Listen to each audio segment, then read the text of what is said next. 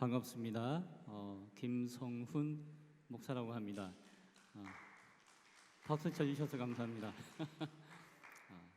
안 목사님 서너 분 앉혀놓고 강의하셔서 이 자리가 편안하다고 하셨는데 저도 어제 수요 예배 세 분하고 같이 예배 드리고 와서 이런 자리가 참 편하고 좋은 것 같습니다. 2000년도 제가 THM 입학한 해였는데 그때 우리 연구소가 시작되었던 것 같습니다. 그때 저는 코메니우스에 대해서 잘 몰랐고 관심도 없었고 별로 안 좋아했습니다.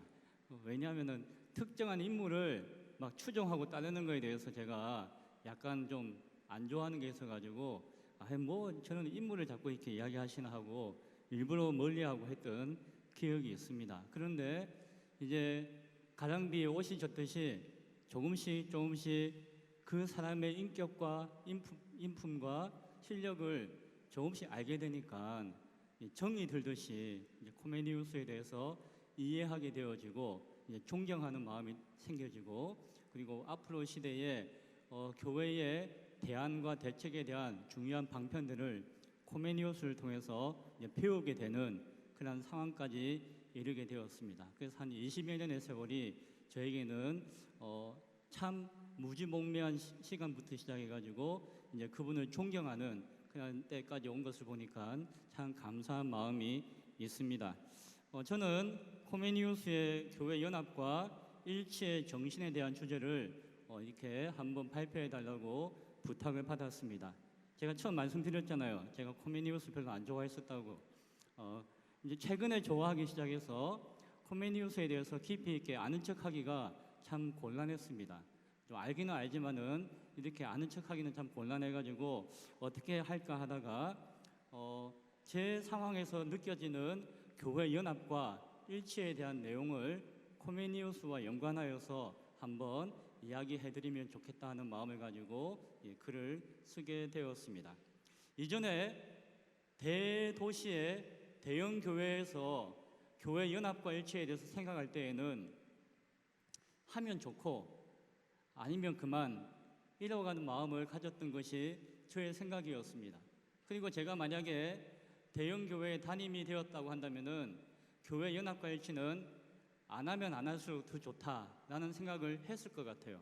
왜냐하면은 연합하고 일치되면은 왠지 우리 교회가 손해 보는 것 같고 나눠줘야 될 것 같고 그러니까 충분히 만족스럽고 우리 개교회로서는 완전한데 왜 연합을 해야 되나 하는 생각을 했을 것 같아요. 저는 지금 강원도에 있는 작은 시골 교회에서 개척을 하고 이제 코로나와 함께 사역한 지 3년째 되었습니다.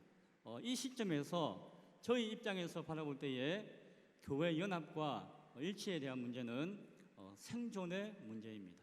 단순히 해도 그만 안 해도 그만이 아니라 이것은 교회의 본질이고 또한 교회가 존재하는 존재 가치의 중요한 개념이라는 것을 알게 되었습니다. 만약에 크고 화려한 교회가 좋은 교회이고 저 시골에 작고 몇몇 안 모이는 교회는 나쁜 교회거나 부족한 교회라고 하는 인식을 한다면은 누가 시골 지역에서 작은 교회를 섬길 수가 있고 그 사역을 하고 있는 사람들의 그 마음과 중심은 얼마나 낙심이 되겠습니까? 그러나 제가 해수가 아니라 제가 고민하고 교회가 무엇인가에 대해서 고민하며 생각하는 가운데 교회의 본질은 우리가 눈에 보고 있는 그 이상의 가치가 있는 것이고 그 본질을 우리가 분명하게 붙잡을 때에 그 사역에 대한 기쁨과 보람이 있는 것이라는 생각을 하게 되었고 또한 그 교회의 본질 가운데 교회의 연합과 일치는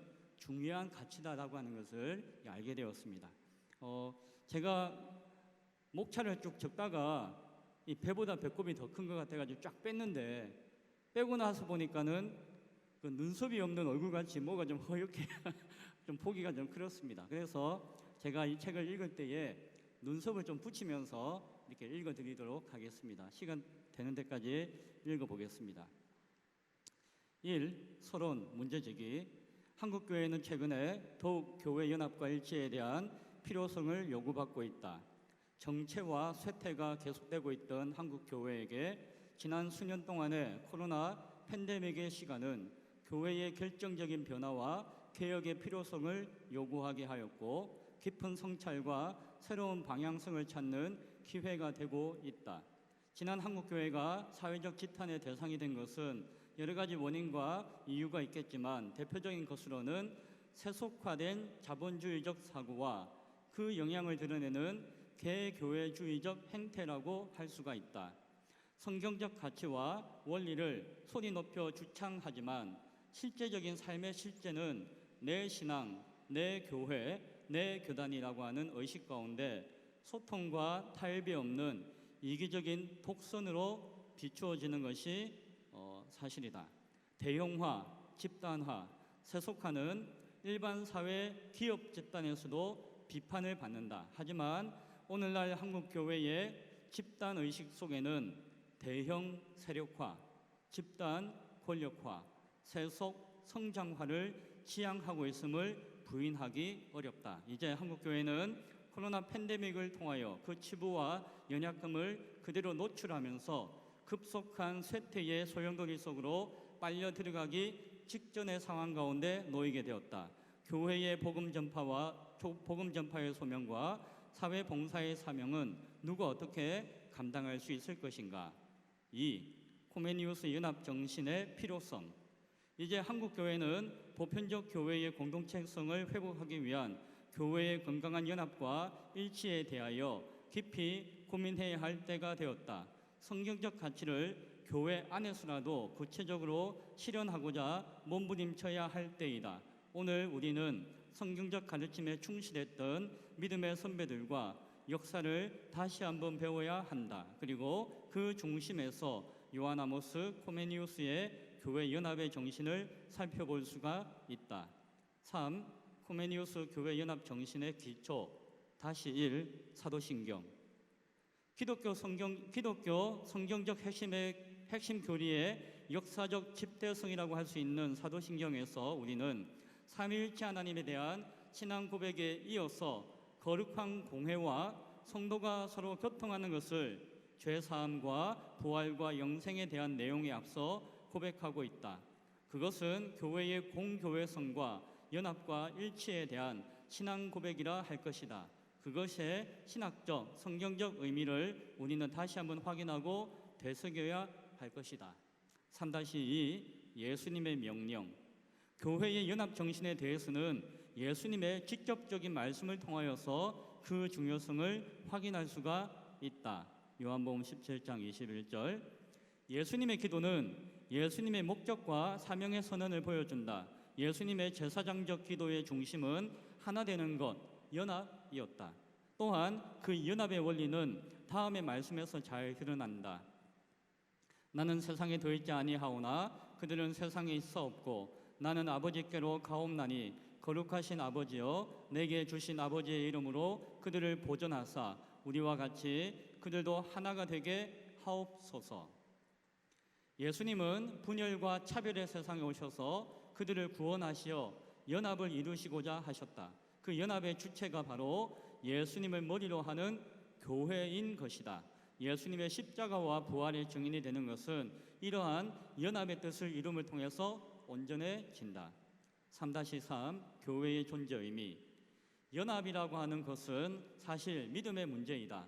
서로 다른 것을 믿는다면은 연합이 아니라 분열이 나타날 것이다. 연합의 근원은 믿음의 일치이다. 믿음의 중심이 그리스도 예수 한 분일 때에 교회는 그리스도의 충만이 되는 것이다. 에베소서 1장 22절부터 23절 말씀 가운데 또 만물을 그의 발 아래 복종하게 하시고 그를 만물 위에 교회의 머리로 삼으셨느니라. 교회는 그의 몸이니 만물 안에서 만물을 충만하게 하시는 이의 충만함이니라. 교회는 충만함이니라. 충만함이라고 하는 것은 완성과 성취를 의미한다. 만물 안에서 만물을 충만하게 하시는 예수 그리스도의 그 충만, 그것이 곧 그의 몸된 교회이다. 교회는 그리스도 안에서의 충만, 즉 성취하심으로 완성하신 존재이다. 교회는 완성하신 존재이다. 여기에 그 교회의 가치가 있다. 교회는 세상 속에 있지만 세상 속에 있는 것이 아니라 영원 속에 있다. 교회는 그리스도의 충만으로 존재하는 그 자체로서 가치가 있는 것이다. 이러한 교회의 존재 의미를 생각할 때에 교회가 왜 연합해야 하는지를 알 수 있다. 교회가 참된 존재라고 한다면은 그리스도의 충만한 교회는 결코 나누어질 수 없기 때문이다. 3-4 종교개혁자 칼빈의 정신.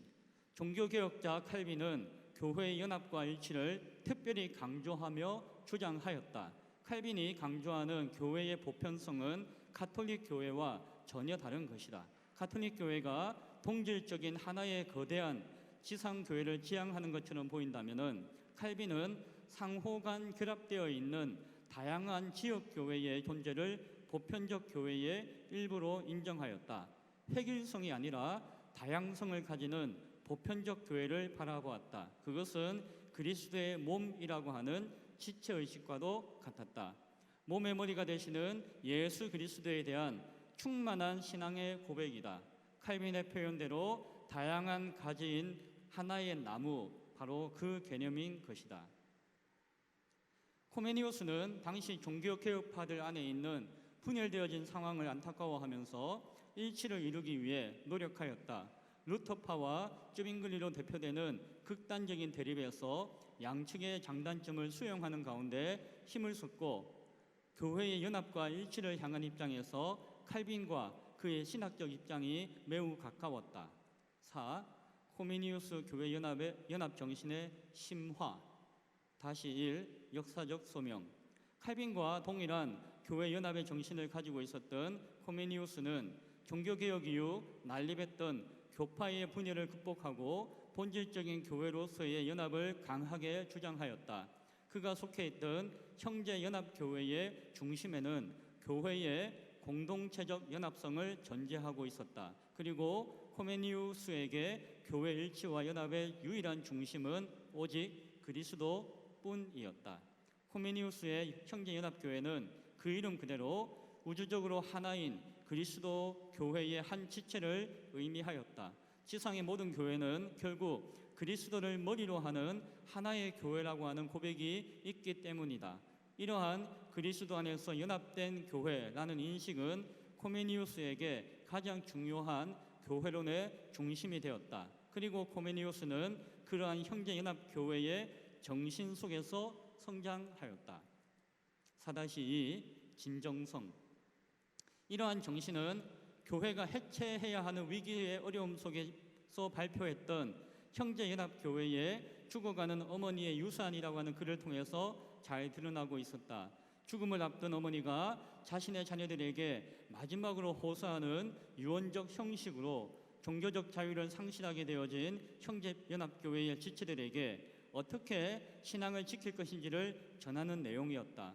코메니우스는 다른 교파와 교회들에게서 아무런 협조와 도움을 받지 못하는 그 상황 속에서도 교파주의를 떠나 그리스도 예수를 주님으로 고백하며 성례와 성찬을 지키는 개혁교회라고 한다면 어느 곳이든지 속하여 신앙을 지킬 것을 권고하였다. 코메니우스의 교회 연합의 정신은 절박한 위기의 상황 속에서 온전히 드러날 수가 있었고 그것이 그의 진정한 마음인 것을 보여준다. 4-3 신학적 이해. 또한 코메니우스가 남긴 수많은 신학적 가르침을 담은 많은 저술들을 통해서도 교회를 향한 그의 일관된 진심은 계속해서 보여주고 있다. 초창기 대표적인 저술인 세상의 미로와 마음의 천국에서도 그러한 내용들에 대해서 호소하는 마음을 담고 있습니다. 생략하겠습니다. 4-4 선교적 과제. 코메니우스의 교회 연합의 정신은 무엇보다도 선교적인 뜻을 가지고 있다. 교회의 연합과 일치를 통해서 기독교 신앙의 통일성을 추구하며 불신자에게 그리스도 복음이 전파하는 선교적 과제를 중심에 두고 있는 것이었다. 예수님의 선교 명령을 이루고자 하는 교회의 우선적이며 하나된 사명을 위해서라도 그리스도 안에서 교회는 연합해야 한다는 것이다. 5. 교회 연합의 의미와 가치. 진정한 연합은 서로 다른 믿음의 협력이나 조화나 타협을 의미하는 것은 아니다. 그것은 연합이 아니라 배교이자 배도일 것이다. 연합은 같은 믿음의 질이 일치되는 것이다. 그것은 주관적인 믿음이 아니라 교회가 가지고 있는 보편적 믿음에 대한 선언적 고백이 전제되는 것이라야 하겠다. 따라서 참된 교회 연합은 어떤 정보나 수단이나 형식의 문제가 아니라 성경적 진리에 대한 믿음의 고백의 문제인 것이다. 실체가 없는 중요하지도 않는 본질적 가치가 아닌 것이 진리와 교리를 대신하고자 할 때에 교회는 분쟁하고 분열하게 된다. 다른 복음을 전하면 당연히 교회는 분열하고 무너지게 될 것이다. 그래서 교회 연합을 위해서는 사변적이고 율법적인 규칙이 아니라 본질적이고 복음적인 교리를 함께 나눌 수 있어야 한다. 진리와 교리는 연합을 깨뜨리고 분쟁을 일으키는 원인을 제거하고 막아주는 힘이 되기 때문이다. 6. 교회 연합의 발전적 과제. 최근에 미국과 한국의 교회에 큰 영향력을 가지는 팀 켈러는 복음에 대한 이해와 도시라는 사람에 대한 문화적 상황화라는 적극적인 방법론을 가지고 새로운 교회를 세워가는 운동에 대해서 비전을 전하고 있다. 팀 켈러는 참된 도시의 복음화는 개교회의 부흥이 아니라 서로 연합하는 상호 의존 시스템 그리고 성령님의 능력이 함께 어우러질 때에 이루어지는 것임을 계속해서 강조한다. 그리고 이런 복음 생태계 조성을 위하여 교회적 차원에서 이루어지는 교회 개척을 주장한다. 개인이 아니라 교회의 개척을 이야기합니다. 그것은 특정한 개별 교회의 규모와 자원을 통한 지교회와 같은 영향력의 확대를 위한 것이 결코 아니다. 서로 연합되어진 교회들의 복음으로 일치되어진 집중된 힘을 통하여서 이루어지는 교회의 개척을 의미하는 것이다. 또한 그것을 위해 복음 생태계의 조성이 필요한데 그것은 성도들 개인들의 일터와 교회 안에서 연결고리를 갖는 것이다. 신앙과 삶이 일치되는 신앙의 비전을 형성하고 도시 안에서 하나님 나라 구성원으로 자신들이 맡은 역할을 어떻게 감당해야 하며 또한 어떤 노동의 목적을 갖고 살아가는지를 깨달아야 한다는 것이다. 이러한 목적을 이루기 위해서 교회는 성도들과 세상 앞에 본을 보여줄 수 있어야 한다. 진정한 연합과 일치의 가치와 모습이 무엇인지를 알려주어야 한다. 교회가 하나 되지 못할 때에 세상과 연결될 수가 없을 것이고 성도는 세상 속에서 살아가는 신앙과 삶의 일치를 배우지 못할 것이기 때문이다. 팀 켈러의 현대적 교회에 대한 새로운 비전은 곧 한국 교회에서도 적용 가능성을 두고 연구할 필요가 있다. 또한 많이 연구되어지고 있는 줄로 압니다. 그리고 그러한 대안적 교회에 대한 방향성에 있어서 가장 우선적으로 생각할 수 있는 것이 바로 교회의 연합과 일치에 대한 방향성이다라고 할 수가 있다. 다음에 기회가 되어지면은 어거스틴도 이야기했지만 칼빈과 코메니우스와 팀 켈러와의 교회 일치와 연합에 대한 어떤 상관성에 대해서 한번 공부를 하면은 좋겠다는 생각을 스스로 하게 되어집니다. 마지막 7. 결론적 대안으로서의 코메니우스의 교회 연합과 일치의 정신. 한국 교회가 새로운 교회로 변화되어 세상 속에 영향력을 줄 수 있을 때 교회의 본질인 복음의 소명과 교회와 세상을 향한 디아코니아의 사명은 이루어질 수 있을 것이다. 칼빈의 신학을 따른다고 하는 개혁 교회들이 칼빈의 교회 연합을 위한 가르침을 놓쳐서는 안 될 것이다. 또한 일생의 삶과 신앙의 일치된 모습으로 세상의 교육의 아버지로 알려졌지만 또한 진정한 교회의 아버지와 같았던 코미니우스의 교회 연합의 정신을 깊이 새겨볼 필요가 있다. 신앙과 삶, 복음과 상황의 일치된 모습이 세상을 변화시키는 능력이 될 수 있을 때에 코미니우스의 그 진정성 있는 외침은 오늘날 한국 교회의 연약함과 부족함을 메워줄 수 있는 살아있는 대안적 가르침이 될 수 있을 것이다. 이상 부족한 내용을 발표하였습니다. 들어주셔서 감사합니다.